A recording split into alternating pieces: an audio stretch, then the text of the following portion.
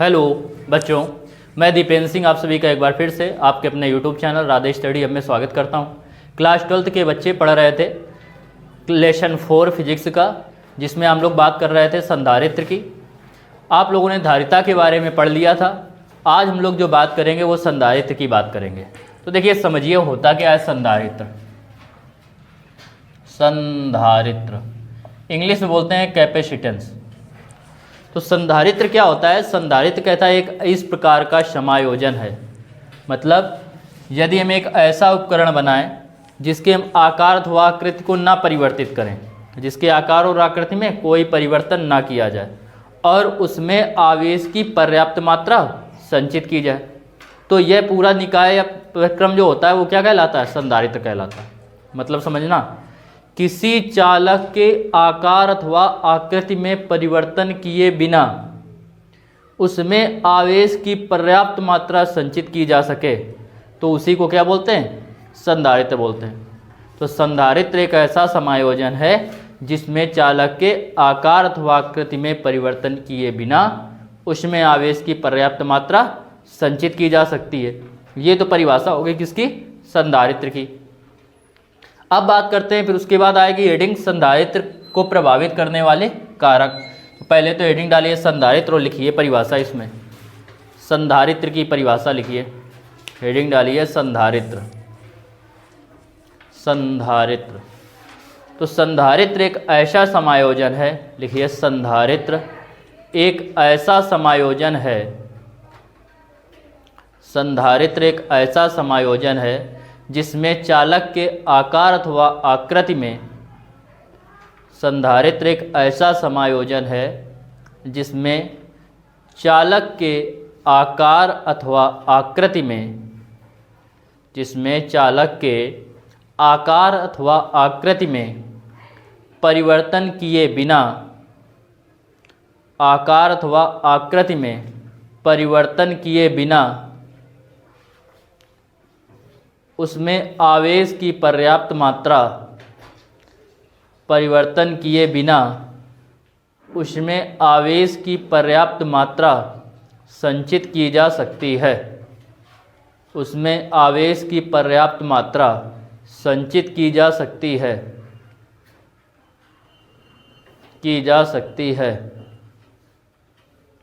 संधारित्र कहलाता है।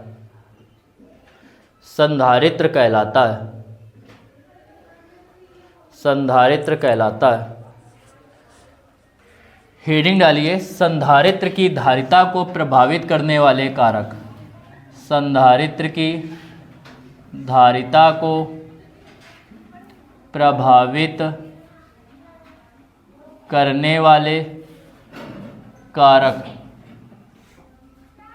संधारित्र की धारिता को प्रभावित करने वाले कारक। संधारित्र की धारिता को प्रभावित करने वाले कारक। अब इसमें देखिए संधारित्र की धारिता को किस प्रकार प्रभावित किया जाता है। तो संधारित्र की धारिता को 3 कारक प्रभावित करते हैं। अभी आप आगे पढ़ेंगे समांतर प्लेट संधारित्र की धारिता। तो C बराबर आप पढ़ेंगे, C बराबर KA/ε0/D। ए जो होगी वो क्या होगी? जो समांतर प्लेट संधारित्र होंगे उनकी प्लेटें होंगी, उनकी प्लेटों का ये क्षेत्रफल होगा ये, और इसके साथ ही साथ ये हो जाएगा इसकी क्षेत्रफल। इनके बीच की जो दूरी होगी प्लेटों के बीच की वो होगी स्मॉल d, समांतर प्लेट संधारित्र की। और जो k है वो क्या है? इनके बीच रखे माध्यम का परावैद्युतांक है। किस प्रकार का परावैद्युत पदार्थ रखा गया है? परावैद्युत पदार्थ आप लोग समझते हैं, जो अचालक पदार्थ होते हैं उन्हीं को क्या बोलते हैं? परावैद्युत पदार्थ बोलते हैं। क्लियर? तो संधारित्र बताया, संधारित्र एक ऐसा समायोजन है जिसमें चालक के आकार अथवा आकृति में परिवर्तन किए बिना उसमें आवेश की पर्याप्त मात्रा संचित की जा सकती है। क्या कहलाता है? संधारित्र कहलाता है। संधारित्र में की बात की तो संधारित्र की धारिता को प्रभावित करने वाले जो कारक हैं उसमें हमें 3 मिले। ये तो आपका नीतांक है नीतांक। किस पे निर्भर कर रहा है? परावैद्युत पदार्थ पर के परावैद्युतांक पर। और किस पे निर्भर कर रहा है? प्लेटों के क्षेत्रफल पर और प्लेटों की बीच की दूरी पर। मतलब नंबर 1 ये निर्भर करेगा सी जो होगा, सी मतलब धारिता, वो किस पे निर्भर करेगी? प्लेटों के क्षेत्रफल पर। तो यह प्लेटों के क्षेत्रफल के क्या है? अनुक्रमानुपाती है। संधारित्र की धारिता प्लेटों के, समांतर प्लेट संधारित्र की या संधारित्र की प्लेटों के क्षेत्रफल के अनुक्रमानुपाती होती है। अनुक्रमानुपाती का मतलब आप सभी समझते हैं कि अनुक्रमानुपाती का मतलब होता है कि अगर यह इसके अनुक्रमानुपाती है तो ये अगर बढ़ेगा तो यह भी बढ़ेगा। क्लियर? इसके बाद बात करें किसकी? प्लेटों के बीच की दूरी की। तो सेकंड पॉइंट आता है, ये प्लेटों के बीच की दूरी के क्या है? व्युत्क्रमानुपाती है। व्युत्क्रमानुपाती का मतलब होता है जस्ट उल्टा। अगर प्लेटों के बीच की दूरी हम बढ़ा रहे हैं, ये बढ़ रहा है, तो ये क्या होगा? घटेगा। और अगर इसको हम घटा रहे हैं तो ये क्या होगा? बढ़ेगा। दूसरी तीसरी चीज, प्लेटों के बीच रखे परावैद्युत पदार्थ, इसके बीच हम कोई पदार्थ रखेंगे, आगे सब समझाया जाएगा आपको डिटेल में। तो इसके बीच रखे परावैद्युत पदार्थ जैसे कांच हो गया, तेल हो गया, जल हो गया, ठीक है, कागज हो गया, मोम हो गया, कुछ भी रखा जा सकता है। परावैद्युत हो, परावैद्युत जानते हैं क्या होगा? अचालक होगा, आइसोलेटेड। तो उसमें क्या करेंगे? परावैद्युत पदार्थ की क्या है? अनुक्रमानुपाती है। मतलब यदि वायु के स्थान पर हम कोई परावैद्युत पदार्थ रख दें तो धारिता क्या होगी? बढ़ जाएगी। कितना बढ़ेगी? जितने गुना, जितना इसका मान होगा परावैद्युत पदार्थ का, उतने ही गुना बढ़ जाएगी। ठीक, अभी ये सब प्रूव होगा आगे। तो संधारित्र समांतर प्लेट संधारित्र की धारिता को 3 कारक प्रभावित करते हैं। तो लिखेंगे निम्नलिखित कारक प्रभावित करते हैं। नंबर 1, संधारित्र की धारिता प्लेटों के क्षेत्रफल के अनुक्रमानुपाती होती है, अर्थात प्लेटों के क्षेत्रफल के बढ़ने पर धारिता भी क्या हो जाती है? बढ़ जाती है। नंबर 2, संधारित्र की धारिता प्लेटों के बीच की दूरी के व्युत्क्रमानुपाती होती है, अर्थात प्लेटों के बीच की दूरी बढ़ाने पर धारिता घटेगी और दूरी घटाने पर धारिता बढ़ जाएगी। थर्ड में लिखेंगे संधारित्र की धारिता प्लेटों के बीच रखे परावैद्युत पदार्थ के परावैद्युतांक के अनुक्रमानुपाती होती है। क्लियर? अर्थात परावैद्युत पदार्थ रखने पर धारिता क्या होगी? बढ़ जाएगी। लिखो को संधारित्र की धारिता को निम्नलिखित कारक प्रभावित करते हैं। संधारित्र की धारिता को निम्नलिखित कारक प्रभावित करते हैं। संधारित्र की धारिता को निम्नलिखित कारक प्रभावित करते हैं। निम्नलिखित कारक प्रभावित करते हैं। नंबर 1, संधारित्र की धारिता को निम्नलिखित कारक प्रभावित करते हैं। नंबर 1, यह प्लेटों के बीच, यह प्लेटों के क्षेत्रफल, ऐसे लिख लो, यह प्लेटों के क्षेत्रफल कैपिटल ए के अनुक्रमानुपाती होती है। यह प्लेटों के क्षेत्रफल कैपिटल ए के अनुक्रमानुपाती होती है। प्लेटों के क्षेत्रफल कैपिटल ए के अनुक्रमानुपाती होती है। अनुक्रमानुपाती होती है, अर्थात प्लेटों के क्षेत्रफल के बढ़ने पर, अर्थात प्लेटों के क्षेत्रफल के बढ़ने पर, प्लेटों के क्षेत्रफल के बढ़ने पर संधारित्र की धारिता बढ़ जाती है। संधारित्र की धारिता बढ़ जाती है। संधारित्र की धारिता बढ़ जाती है। इसमें नोट कर लीजिए, अतः C प्रोपोर्शनल टू A, अतः C proportional to A, C proportional to A। इसके बाद लिखिए नंबर 2, संधारित्र की धारिता प्लेटों के बीच की, संधारित्र की धारिता प्लेटों के बीच की, संधारित्र की धारिता प्लेटों के बीच की दूरी के व्युत्क्रमानुपाती होती है। प्लेटों के बीच की दूरी के व्युत्क्रमानुपाती होती है। संधारित्र की धारिता प्लेटों के बीच की दूरी के व्युत्क्रमानुपाती होती है। व्युत्क्रमानुपाती होती है, अर्थात C proportional to 1/D, C proportional to 1/D, C proportional to 1/D। इस प्रकार अभी दूसरे पॉइंट में लिखना है। इस प्रकार प्लेटों के बीच की दूरी के बढ़ने पर, प्लेटों के बीच की दूरी के बढ़ने पर, प्लेटों के बीच की दूरी के बढ़ने पर, बीच की दूरी के बढ़ने पर धारिता घट जाती है, धारिता घट जाती है। बीच की दूरी के बढ़ने पर धारिता घट जाती है। इसके बाद लिखिए थर्ड पॉइंट। तो संधारित्र की धारिता, संधारित्र की धारिता,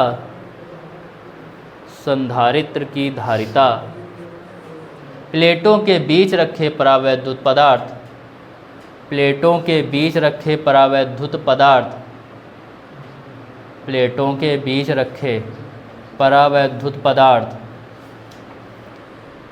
परावैद्युत पदार्थ के परावैद्युतांक, परावैद्युत पदार्थ के परावैद्युतांक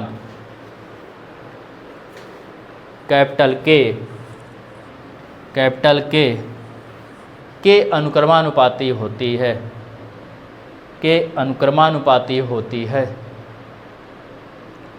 अनुक्रमानुपाती होती, अर्थात C प्रोपोर्शनल टू के, अर्थात C प्रोपोर्शनल टू के, C प्रोपोर्शनल टू के। क्लियर? इसके बाद लिखिए इसी में, इस प्रकार प्लेटों के बीच परावैद्युत माध्यम होने पर, इस प्रकार प्लेटों के बीच परावैद्युत माध्यम होने पर, इस प्रकार प्लेटों के बीच परावैद्युत माध्यम होने पर, परावैद्युत माध्यम होने पर संधारित्र की धारिता बढ़ जाती है, संधारित्र की धारिता बढ़ जाती है, संधारित्र की धारिता बढ़ जाती है। क्लियर? कोई दिक्कत? हेडिंग डालिए समांतर प्लेट संधारित्र की धारिता, समांतर प्लेट संधारित्र की धारिता।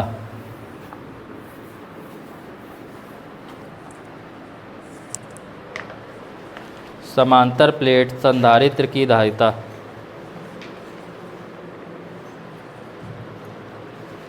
देखिए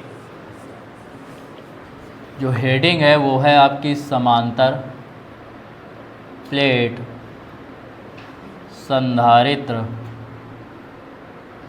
की धारिता।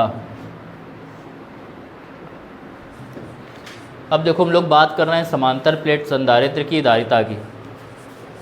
तो समांतर प्लेट संधारित्र की धारिता क्या होती है? इसमें दो प्लेटें होती हैं, दो क्या हैं? प्लेटें हैं। ठीक, ऐसे बना दो या आप ऐसे बना लीजिए। इसमें दो प्लेटों को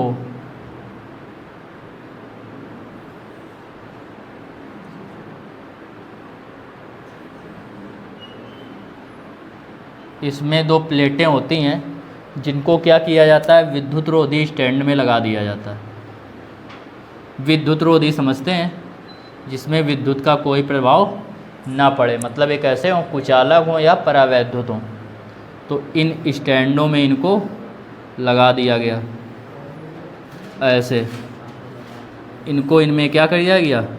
विद्युत रोधी स्टैंड में लगा दिया जाता है।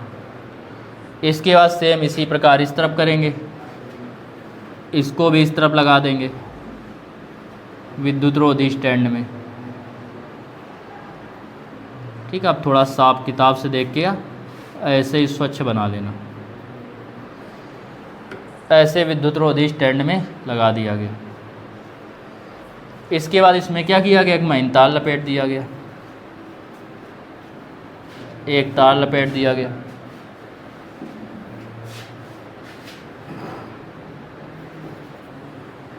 ये एक तार हो गया,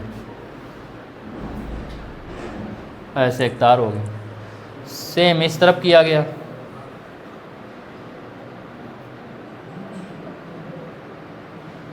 और इस तरफ तार को लपेट कर इसको हम छोटा थोड़ा कर दें, इससे और स्पष्ट हो जाए।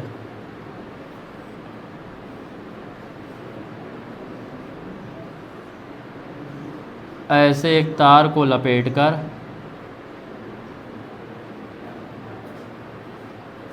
और इसको पृथ्वी से जोड़ दिया जाता है। इसको एक तार से लपेट कर किससे जोड़ दिया गया? पृथ्वी से जोड़ दिया गया।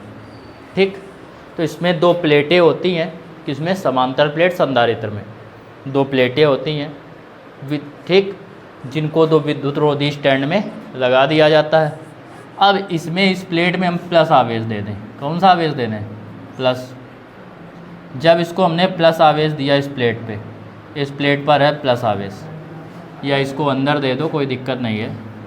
ये प्लेट है धनावेशित, ऐसे ही कर लो। इस प्लेट के पृष्ठ पर हो गया प्लस आवेश। अब प्लस क्या करता है? किसको अपनी ओर खींचता है? माइनस को। तो प्रेरण द्वारा इस वाले प्लेट का ये भीतर वाला सिरा क्या हो जाएगा? ऋणावेशित हो जाएगा। ठीक, ये वाला सिरा क्या हो जाएगा? धनावेशित हो जाएगा। मतलब जितने प्लस होंगे उसको ये अपनी ओर खींचेगा। अब उस तरफ केवल, और प्लस वालों को उस तरफ धक्का देगा, तो इस तरफ केवल क्या होंगे? प्लस। लेकिन चूंकि ये प्लस वाला ये दूसरा सिरा किससे जुड़ा हुआ है? पृथ्वी से। और पृथ्वी का कार्य क्या है? पृथ्वी का कार्य है कि अगर जो प्लस ज़्यादा हो तो उसको अपनी ओर, जो पृथ्वी होती है वो इलेक्ट्रॉनों का भंडार मानी जाती है। तो ये क्या किया? इसका जो प्लस था इस तरफ का, उसको इसने क्या किया? निरस्त कर दिया। तो ये बचा इसका अंदर एक सिरा हो गया धनावेशित और इसका सिरा हो गया ऋणावेशित।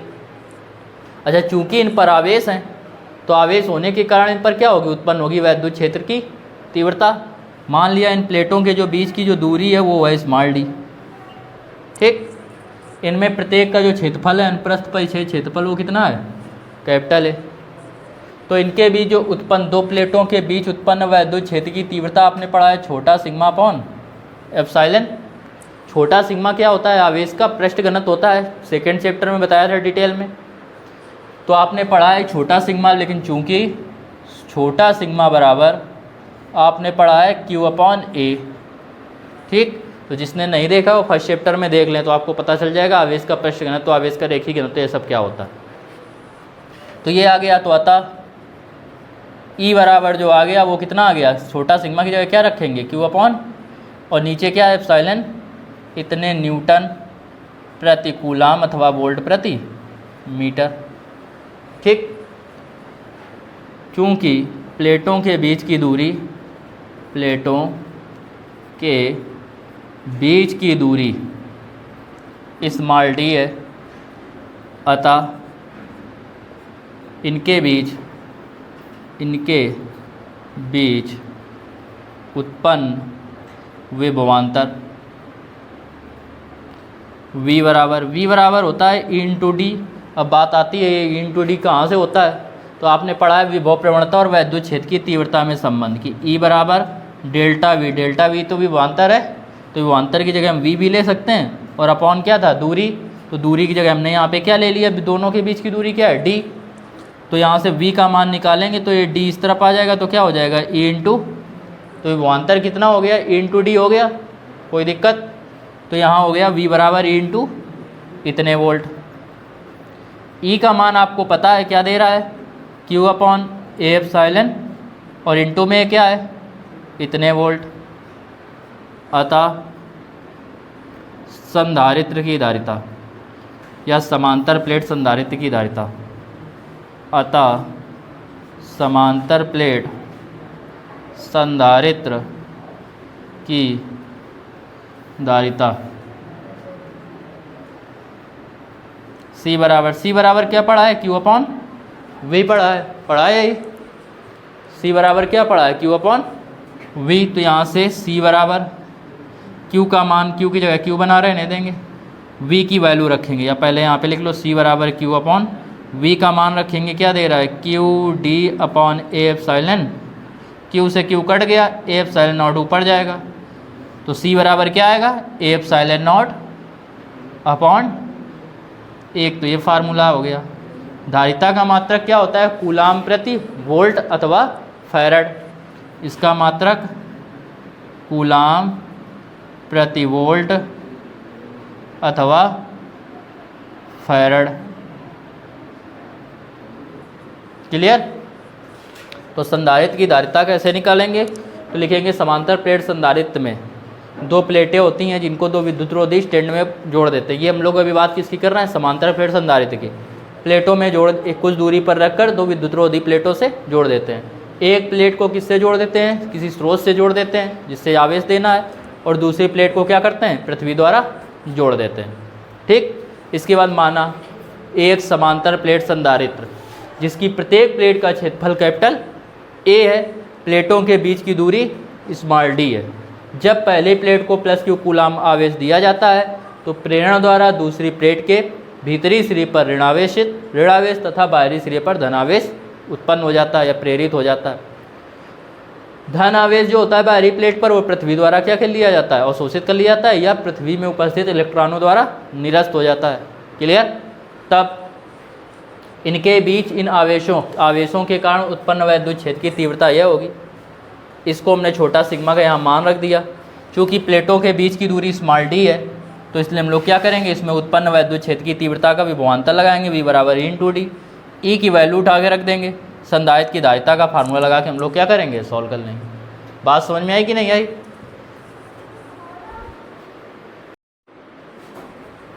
तो हेडिंग आपकी है समांतर प्लेट संधारित्र की धारिता। लिखिए इसमें देखो, समांतर प्लेट संधारित्र में मुख्यतः धातु की दो प्लेटें होती हैं। समांतर प्लेट संधारित्र में मुख्यतः धातु की दो प्लेटें होती हैं। धातु की दो प्लेटें होती हैं जिन्हें विद्युतरोधी स्टैंडों द्वारा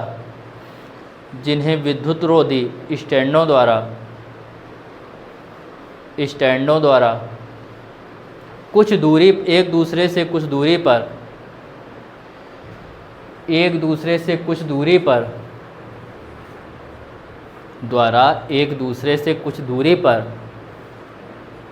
दूसरे के समांतर रख देते हैं। एक दूसरे से कुछ दूरी पर एक दूसरे के समांतर रख देते हैं। एक दूसरे के समांतर रख देते हैं। समांतर रख देते हैं। क्लियर? अब देखो इसके बाद पैराग्राफ चेंज करके लिखो। माना धातु की दो प्लेटें जिनमें प्रत्येक प्लेट का क्षेत्रफल कैपिटल ए है, तथा प्लेटों के बीच की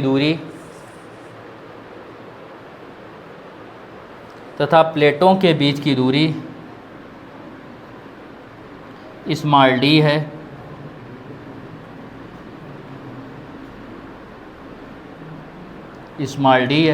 तथा पहली प्लेट पर को प्लस क्यू कूलाम आवेश देने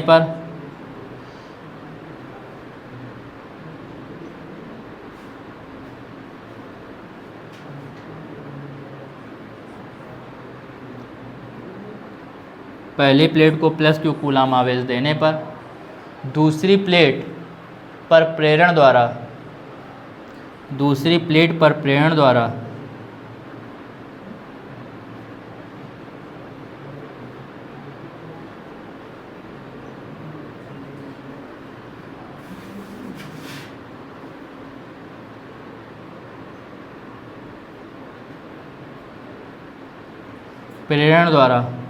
भीतर की ओर ऋण आवेश तथा बाहर की ओर धन आवेश प्रेरित हो जाता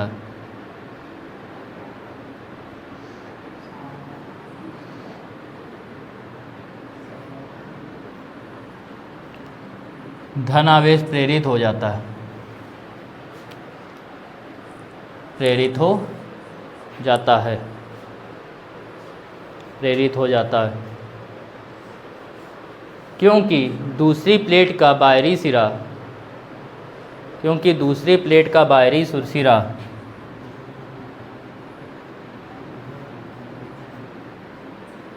पृथ्वी से जुड़ा है, दूसरी प्लेट का बाहरी सिरा पृथ्वी से जुड़ा है, अतः इस पर उपस्थित धन आवेश, अतः इस पर उपस्थित धन आवेश, इस पर उपस्थित धन आवेश पृथ्वी के इलेक्ट्रॉनों द्वारा निरस्त हो जाता है, पृथ्वी के इलेक्ट्रॉनों द्वारा निरस्त हो जाता है।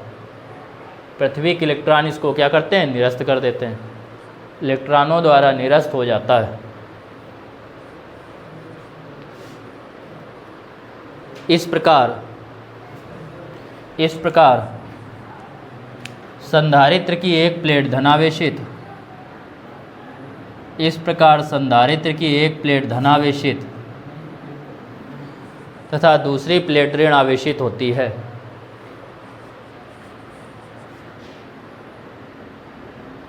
तथा दूसरी प्लेट ऋण आवेशित होती है।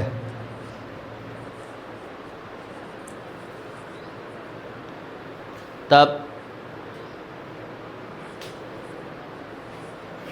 इन पर उपस्थित आवेशों द्वारा, तब इन पर उपस्थित आवेशों द्वारा, इन पर उपस्थित आवेशों द्वारा उत्पन्न वैद्युत क्षेत्र की तीव्रता, इन पर उपस्थित आवेशों द्वारा इसके बीच उत्पन्न या प्लेटों के बीच उत्पन्न वैद्युत क्षेत्र की तीव्रता, प्लेटों के बीच उत्पन्न वैद्युत क्षेत्र की तीव्रता, वैद्युत क्षेत्र की तीव्रता, ये नोट कर लीजिए यहाँ तक। इसके बाद फिगर बनाइए, फिर पूरा नोट कर लीजिए।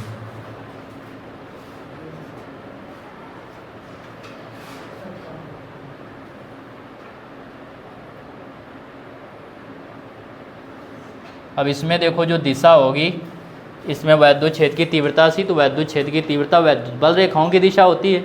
वैद्युत बल रेखाएं धनावेश से निकलकर ऋणावेश में जाती हैं, तो वैद्युत क्षेत्र की दिशा, तीव्रता की भी दिशा क्या होगी, धन प्लेट से ऋण प्लेट की ओर होगी। नोट कर लीजिए, इतना यहाँ तक नोट करेंगे। इसके बाद फिगर बनाएंगे, फिगर के बाद नीचे का नोट करेंगे। नोट कीजिए पूरा।